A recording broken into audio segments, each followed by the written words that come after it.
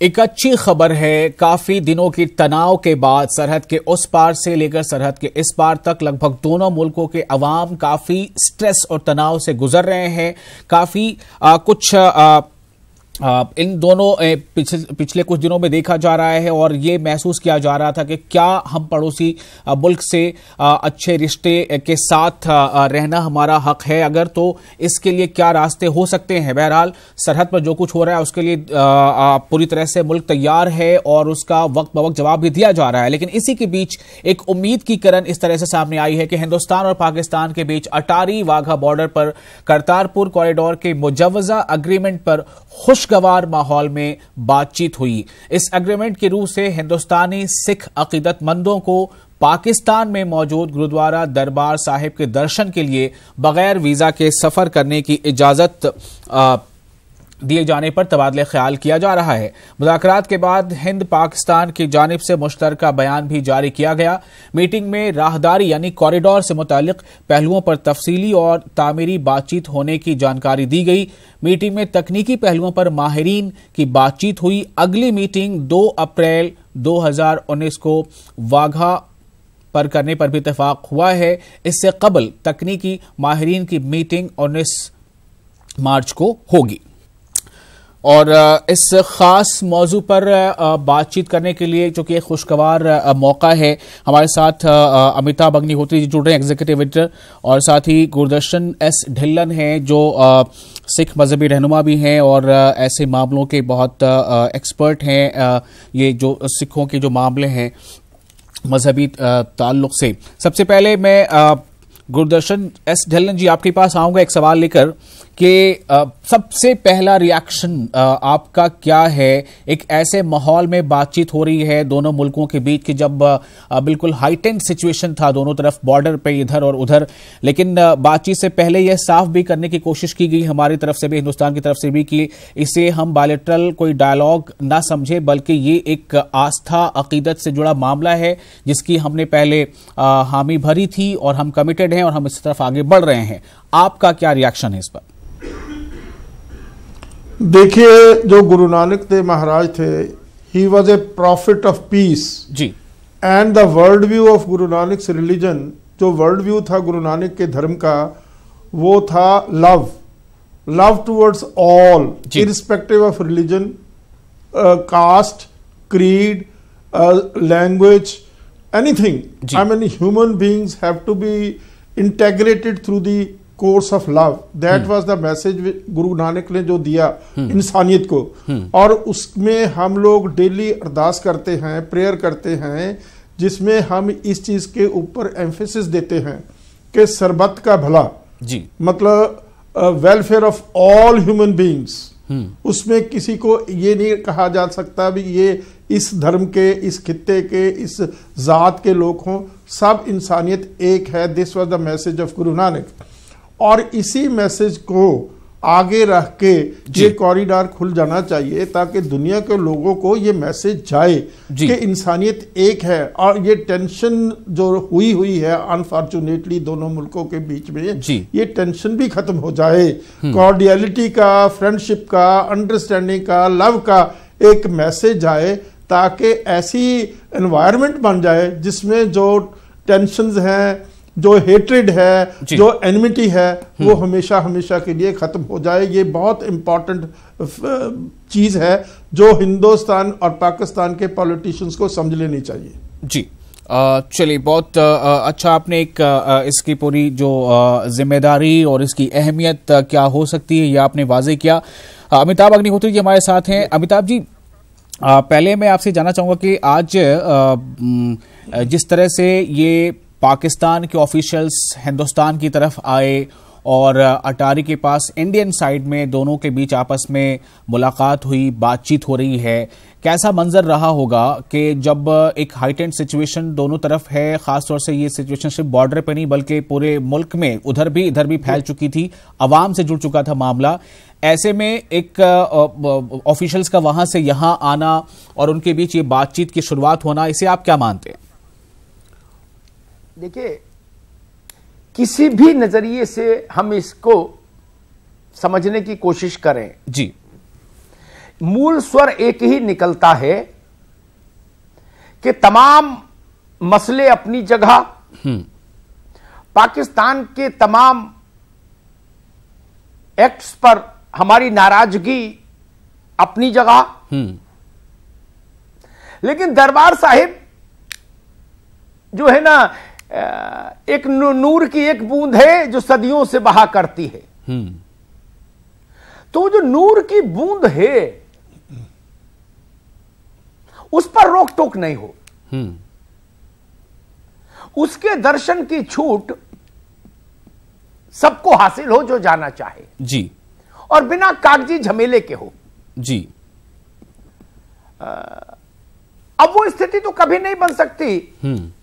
पता नहीं कितने लोगों को याद है कि नहीं, मेरे ख्याल से 48-49 तक, आजादी के 2-3 साल तक पाकिस्तान से भारत और भारत से पाकिस्तान आने जाने में वीजा नहीं लगता था जी।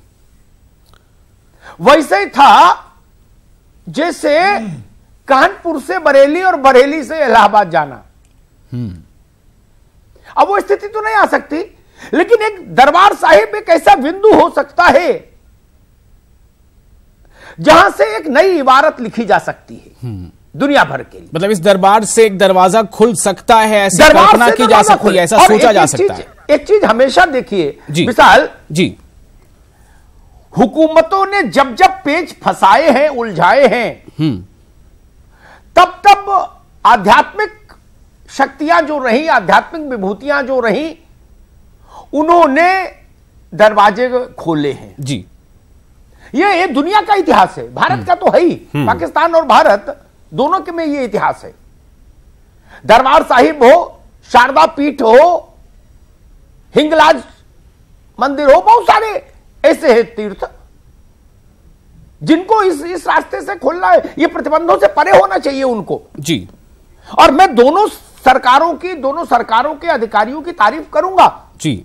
इतने टेंस माहौल में भी उस बड़े काम में, उस नेक काम में, उस प्रेम और सद्भाव के काम में दोनों देशों ने समझदारी दिखाई और एक सार्थक पहल की है जी। मुझे उम्मीद है अब रास्ता खुलेगा जी। आज जो मीटिंग हुई है उसके बाद अब 2 अप्रैल को मीटिंग होनी है और फिर उससे पहले 19 मार्च को एक टेक्निकल जो एक्सपर्ट है उनकी मीटिंग हो सकती है। तो इससे ये लग रहा है कि बहुत जल्दी हम इसमें आगे बढ़ रहे हैं, पेशरफ्त हो रही है। 14 मार्च, फिर 19 मार्च, फिर 2 अप्रैल 2019।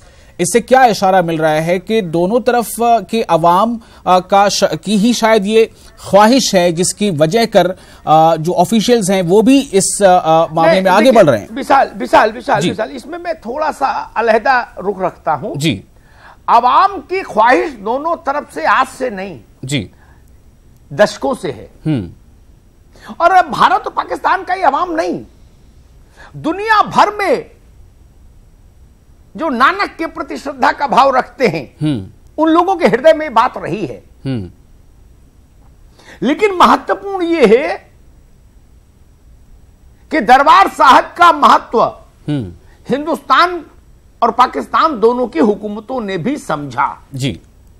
उन्होंने कहा तोड़ने के रास्ते तो हजारों हैं, वजहें हजारों हैं, जोड़ने का अगर कोई पुल हो सकता है तो वो दरबार साहब हो सकता है जी। तो कम से कम एक पुल तो खुला रखिए, जोड़ कर रखिए। बिल्कुल। गुरदर्शन जी, आपके पास मैं आ रहा हूं ये सवाल लेकर कि ये बड़ा अच्छा पहलू अभी इन्होंने बताया अमिताभ जी ने कि हिंदुस्तान और पाकिस्तान दोनों की हुकूमतों ने शायद इस बात को मान लिया, समझ में उनकी ये बात आ गई कि ये कॉरिडोर ही नहीं बल्कि एक ऐसा कॉरिडोर है जो हार्ट टू हार्ट भी हो सकता है, न सिर्फ ये कि करतारपुर से गुरदासपुर हो सकता है। मैं आपसे जानना चाहता हूं कि देर आयत दुरुस्त आयत, ये तो मुहावरा है ही, लेकिन क्या आपको वाकई लगता है कि ये जो पहल है ये पहले भी हो सकती थी? गुरदर्शन जी, देखो जो इन्होंने बताया ना कि 1948-1949 में इंडिया पाकिस्तान के जो बॉर्डर्स थे वो खुले थे, उसमें पासपोर्ट की जरूरत नहीं थी, वीजा की जरूरत नहीं थी। अभी भी Nepal is a independent sovereign state. बिल्कुल इसी तरीके से इंडिया इंडिपेंडेंट सॉवरेन स्टेट है, वहां किसी पासपोर्ट की जरूरत नहीं। आप यहाँ वहां नेपाल में ऐसे जा सकते हैं जैसे आप लखनऊ से दिल्ली आ गए या दिल्ली से अमृतसर आ गए। तो उसमें क्या प्रॉब्लम है? कोई प्रॉब्लम है ही नहीं। प्रॉब्लम तो क्रिएट की हुई है जो पॉलिटिशियंस है फॉर देयर नैरो कंसिडरेशंस। वो पॉलिटिशियंस की प्रॉब्लम है, ना कि अवाम की प्रॉब्लम है। अवाम चाहता है ये दरवाजे टूट जाएं, ये बॉर्डर खुल जाएं और व्यापार भी हो। और मैं एक बात बतानी चाहता हूं, यहाँ दोनों देशों के हित में है। सबसे बेस्ट जो कमर्शियल एडवांटेज होता है वो टूरिज्म का है जी। इससे रिलीजियस टूरिज्म सबसे सस्ती चीज है जिसका सबसे ज्यादा फायदा होता है। उसमें investment minimum, advantages all from all consideration from all sides जी। तो ये दोनों देशों को इस चीज को भी मद्देनजर रखना चाहिए। दोनों देश गरीब हैं, दोनों में अनएम्प्लॉयमेंट है, और जो रिलीजियस टूरिज्म खुलेगा उससे होटल खुलेंगे, रेस्टोरेंट खुलेंगे, टैक्सी बिजनेस चलेगा, ट्रांसपोर्ट और भी ट्रांसपोर्ट बिजनेस चलेगा। कितने एडवांटेजेस होंगे लोगों को, और कितना पैसा जो सिख लोग हैं, सारी दुनिया 50 मुल्क हैं जहां बड़ी साइजेबल पॉपुलेशन है सिखों की। इसी तरीके से गुरु नानक को मानने वाले और भी हैं जी, जो जिनकी गुरु नानक से आस्था है, प्यार है, मोहब्बत है और गुरु नानक के विजन को अंडरस्टैंड करते हैं। वो लोग भी आएंगे और उन लोगों से सद्भावना बनेगी, जो अंडरस्टैंडिंग, एक म्यूचुअल अंडरस्टैंडिंग बनेगी। लोग मानसिक तौर पे एक दूसरे के नजदीक आएंगे। ये जो हेट्रेड की दीवारें खड़ी की गई हैं, जिसका कोई फायदा नहीं, नुकसान ही नुकसान है, तो वो दूर होंगी। तो पब्लिक प्रेशर बनेगा दोनों सरकारों के ऊपर कि भाई ये जो आपने तंग दिली दिखाई हुई है इसको छोड़ दो, खुल दिली दिखाओ, ताकि लोग वहां जा सकें और वहां जाके एक सद्भावना का एनवायरनमेंट क्रिएट कर सकें जी। जो मिसअंडरस्टैंडिंग्स दोनों गुरदर्शन जी, मैंने इसीलिए आपसे पूछा, ये तमाम बातें एक आम इंसान भी समझ सकता है कि इससे फायदा होगा, इससे नौकरियां, रोजगार बढ़ेंगे, नौकरियां के अवसर होंगे, टूरिज्म चूंकि बढ़ेगा। तो इसलिए मैंने आपसे पूछा था कि क्या आपको ये लग रहा है, मैंने पहले ही कह दिया देर आए दुरुस्त आए, लेकिन क्या आपको लग रहा है कि ये पहले भी ये कदम उठ सकता था? पहले उठना चाहिए था, ये बहुत देर हो गई। ये जो अननेचुरल बाउंड्रीज हैं क्रिएटेड की हुई between India and Pakistan, man made boundaries हैं, ये नेचुरल बाउंड्रीज नहीं। जैसे चाइना के साथ तो नेचुरल डिवीजन है, हमारी ज्योग्राफिकल डिवीजन है, लेकिन इंडिया और पाकिस्तान में तो मानसिक डिवीजन है। ये तंग दिली की डिवीजन है, इसको तोड़ देना चाहिए। और ये तोड़ के खुलदिली से एक दूसरे जगह जा सके, मिल सके, बैठ सके। जैसे मैंने नेपाल की एग्जांपल दी है जी। नेपाल में कोई बॉर्डर थोड़ो यहां से, हालांकि वहां तो अच्छा, अब थोड़ा इसके टेक्निकल एस्पेक्ट पे बात करते हैं गुरदर्शन जी। सबसे अमिताभ जी के पास जाऊंगा कि ठीक है, ये चीजें तो हो रही हैं, दोनों मुल्कों की हुकूमतें ने कदम आगे बढ़ा भी दिया है। मैंने आपको पहले ही बताया कि अभी जो आज मीटिंग हुई, उसके बाद फिर 19 मार्च को मीटिंग है, फिर 2 अप्रैल को मीटिंग है। अब मांगे क्या है? खास तौर से कॉरिडोर बनेगा, इधर भी फाउंडेशन वो हो चुका है, उधर भी जो है ये स्टोन ले हो चुका है। लेकिन अब सवाल ये पैदा होता है कि किस तरह की सहूलियात आप चाहते हैं, और आज की मीटिंग से क्या ये उम्मीद जगी है कि ये सहूलियात दस्तयाब हो जाएंगी, मिल जाएंगी? जी देखिए, सहूलियात तो मिलेंगी, और इस पूरे मामले का जी एक राजनीतिक पहलू भी है, उसको भी समझना होगा। दरबार साहब के लिए एक कॉरिडोर बन जाए डेडिकेटेड, इससे पाकिस्तान की हुकूमत को भी लाभ, टूरिज्म के अलावा पॉलिटिकली जी, और हिंदुस्तान की हुकूमत को भी लाभ होगा। तो अच्छा है, दोनों को लाभ हो रहा है। तो वो वही कह रहा हूं जी, दोनों को लाभ होगा। रुपया पैसा छोड़ दीजिए जी, वो अलग विषय है, मैं उसमें नहीं जाना चाहता, मैं उसके एक्सपर्ट भी नहीं कि कितनी टैक्सी लगेंगी, कितने ढाबा खुलेंगे, कितने होटल खुलेंगे। लेकिन दोनों को अपनी अपनी कॉन्स्टिट्यूंसी को संतुष्ट करने का एक बड़ा अवसर मिलेगा। आप सोचिए, हिंदुस्तान के वो इलाके जहां सिखों की बड़ी आबादी है जी, प्रभावित करती है चुनावी व्यवस्था को जी, वहां स्वाभाविक रूप से इसका एक बड़ा मैसेज जाएगा, क्योंकि ये बिल्कुल हृदय से जुड़ा मसला है उनके लिए जी।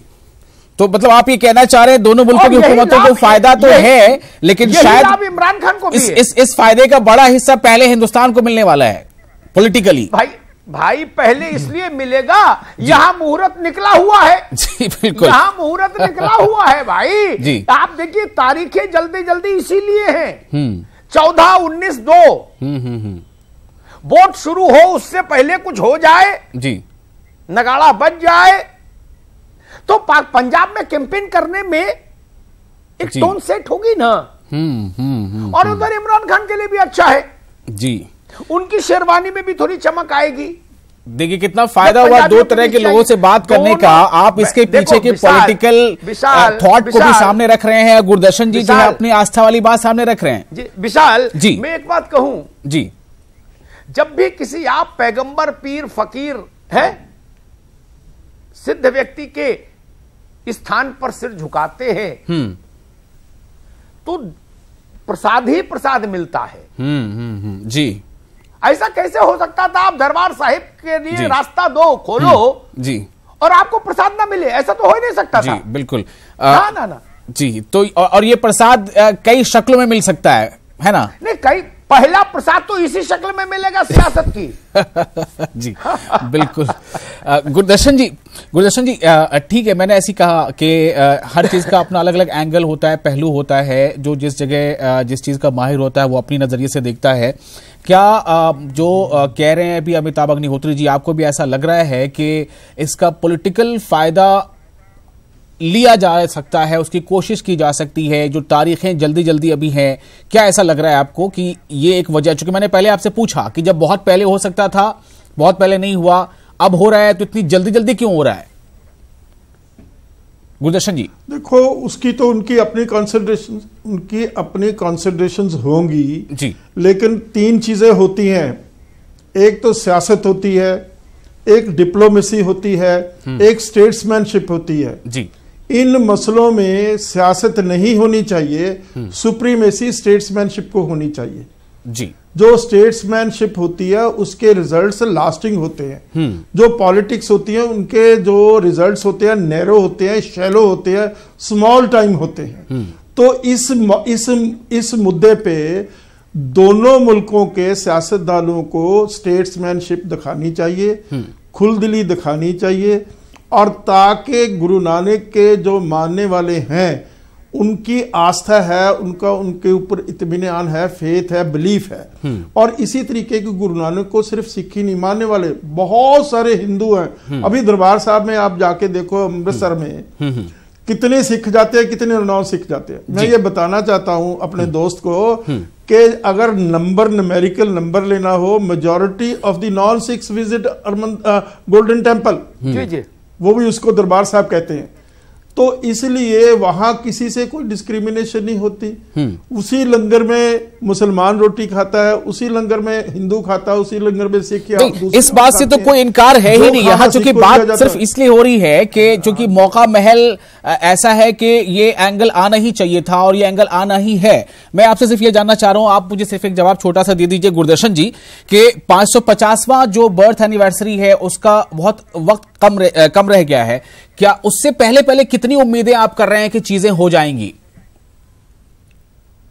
मैं कहता हूं जो अच्छा काम है वो अर्लीस्ट पॉसिबल हो जाए तो अच्छा है जी। उसमें डिले क्या? अगर अच्छा कोई काम, पॉजिटिव जेस्चर है, पॉजिटिव डेवलपमेंट है, पॉजिटिव आउटपुट है, उसमें जल्दी से जल्दी हो जाना चाहिए, डिले तो होनी नहीं चाहिए जी। ये कंसंट्रेशन नहीं होनी चाहिए कि इसका कोई पॉलिटिकल एडवांटेज, वो तो नैरो हो गया, सेल्फ सेंटर्ड हो गया। फराख दिली दिखाओ, इसमें जितना भी अच्छा हो जाए उतना ही अच्छा है।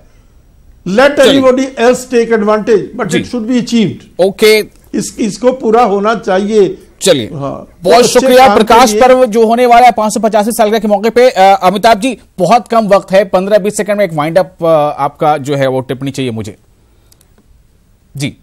अमिताभ जी को मिलाने वाला है, दोनों देशों के लाखों की आबादी इसकी ओर निगाह लगा के देख रही थी लंबे समय से। काम हो रहा है, सब प्रसन्नता का विषय है। और मैं तो कहूंगा ये गुरु नानक की कृपा है कि सद्बुद्धि आई, काम हो रहा। लेकिन ये टिप्पणी जरूर करूंगा नेता मंदिर के चौतरे में भी टाइल लगवाते हैं तो उसका भी फायदा लेते हैं चुनाव में, ठीक है ना। इसलिए इसका राजनीतिक लाभ तो लिया ही जाएगा, लेकिन लो भाई कोई दिक्कत नहीं, काम अच्छा है तो करो। तो चलिए, अच्छी बात है। इस वक्त मैं आपको बता दूं कि इस वक्त एक इसी मामले पे जो वहां बातचीत हुई है करतारपुर कॉरिडोर को लेकर एक प्रेस कॉन्फ्रेंस हो रही है, आपको सीधे लिए चलते हैं जी। नमस्कार। This morning we had the first meeting with the delegation from Pakistan. This was to discuss the modalities for operationalization of the Kartarpur Sahib corridor. The meeting was held at 10:30 a.m. at JCP Atari.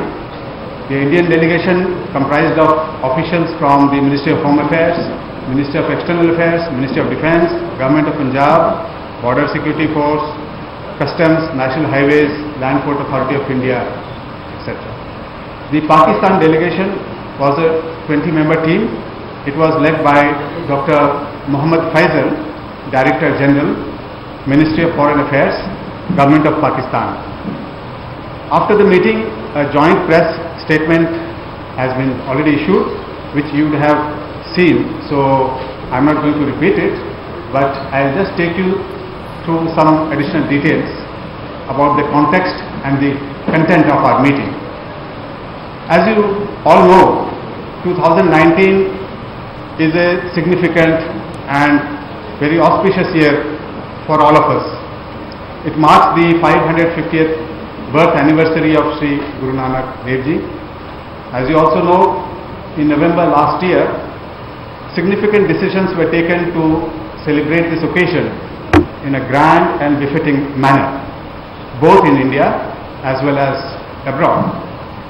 The decision to develop and operationalize the Kartarpur Sahib corridor was one of the key decisions, one of the very important decisions, one of the steps taken in that direction.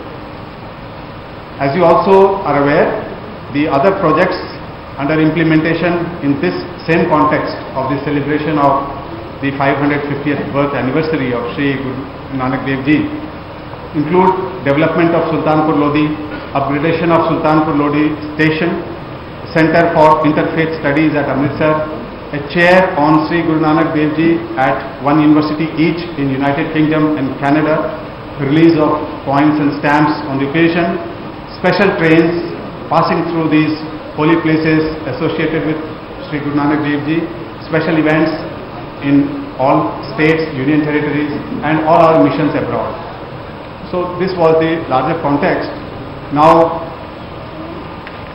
so far as Kartarpur Sahib corridor is concerned, all of us are acutely aware that it has been a long-standing demand of Indian pilgrims that they should have absolutely smooth, easy, convenient and unrestricted access to the holy and historic site of Kartarpur, where Sri Guru Nanak Dev Ji lived for the final 18 years of his life. So the talks held today, they were part of our ongoing endeavor to realize this long-awaited aspiration of the Indian pilgrims for smooth, easy and regular access to Gurudwara Kartarpur Sahib. The talks held today between India and Pakistan, this is the first one of this kind, at Atari were constructive and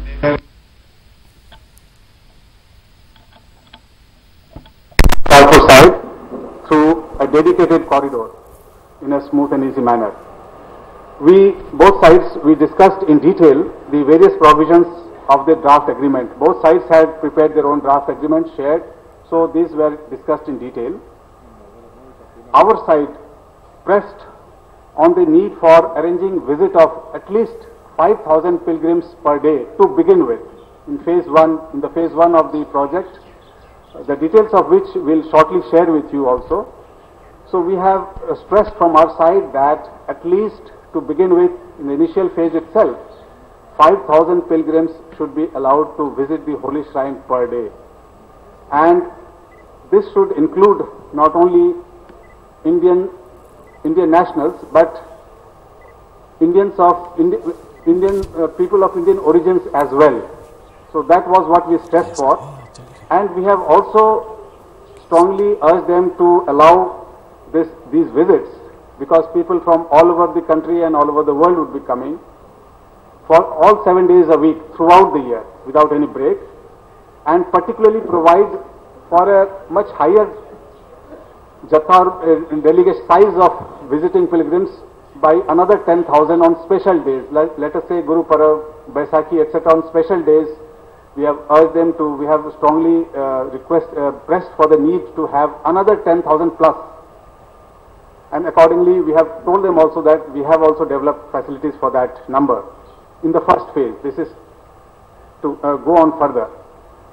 We have also emphasized from our side that in the spirit of this Kartarpur Sahib corridor, this corridor should be absolutely visa-free. There should not be any additional encumbrances in the form of any additional documentation or procedures, so that the basic spirit of allowing very easy and smooth access to a large number of pilgrims on a daily basis is conveniently realized. We have from our side very strongly emphasized on the need to allow devotees, those who want, to travel on foot, as this is a very important pilgrimage. So they should be allowed to travel on foot to the holy shrine. So these these are some of the highlights, some points which we have very strongly made from our side, pressed that this should be in the first go itself be part of the agreement. There were several other points which are of consequential nature, but these were the strong points, and from the Pakistani side they have assured us that they would consider some of those and revert back. Hopefully, we hope that in the next round of talks they should be able to revert on this. As of now, we can only say that we have from our side very clearly highlighted our own preparedness, keenness and eagerness to operationalize this as early as possible and in as large a scale as can be. So from our side, we have given them a visual walkthrough of the facilities which are currently under implementation. We'll also share that visual walkthrough with you. My colleague will share that. So we have shown them what is the scale of investment we have made, and we would like to actualize the sentiments behind this entire project in the spirit in which it was conceived. And we have urged them that they should also make similar arrangements, scale up their arrangement from their side, so that there is a matching capability to host the pilgrims which go from our side. We have agreed in the talks today, towards the conclusion, we have agreed that an expert level, because it involves a lot of engineering also, the infrastructure on both sides, we have agreed that an expert level discussions would be held by the engineers, the technical experts on both sides very shortly, that is on 19th March. So we pressed for an early date so that the joint field survey and other discussions could take place at an early date, and so that the project construction could proceed at a fast pace. With that in mind, we pressed for an early date, and the Pakistan side agreed to have this joint field survey come discussions on the various technical aspects of the alignment, height, width, etc. of the infrastructure on both sides on 19th of March, in the next few days. And after that is done, this would be followed with the full-scale delegation reciprocal visit, where we would like to take this today's discussions forward. So in that spirit, we have agreed to hold the next meeting at Wagah on the 2nd April, that is on Tuesday, of the first Tuesday of the next month, to take this process forward. So this in a gist is the sum and substance of today's discussions. We'll be happy to share with you the visual, the facility, the brief highlights of the project which we have shared with them. We'd be happy to share with you too. And I'll request now my colleague to take over.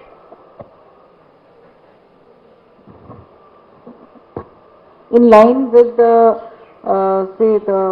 the demand that we are expecting, that some more than 5,000 pilgrims would be visiting Kartarpur on a daily basis. Government of India has decided to build a huge passenger terminal complex building, which is going to be a state-of-the-art building. It's going to be a green building. It's going to be a building which is elderly friendly, disabled friendly, and it will look after the needs of pilgrims from all over the country who want to pay their homage to Kartarpur Sahib in Pakistan. For this purpose, we have basically acquired land of 50 acres on the border, and we are going to develop it in phased manner. In the first phase, the development is on 15 acres, and the built-up area is about 21,650 square meters, out of which the passenger terminal complex building would be about 16,000 square meters. This building would be fully air conditioned, and there will be all protocols regarding security, surveillance and such other functional requirements. Most of the people who are going to handle immigration and who are basically going to facilitate the transit, for them also we are keeping some space. We are going to have 54 counters which can very quickly make this facilitation easy, and for the pilgrims it should be very comfortable, extremely in ease. They should be able to walk through the Indian side onto the Pakistani side. Now we have requested them to basically make us know what all structures they are going to construct, so that we should be in a position to get back our pilgrims on the same day with safety and with security.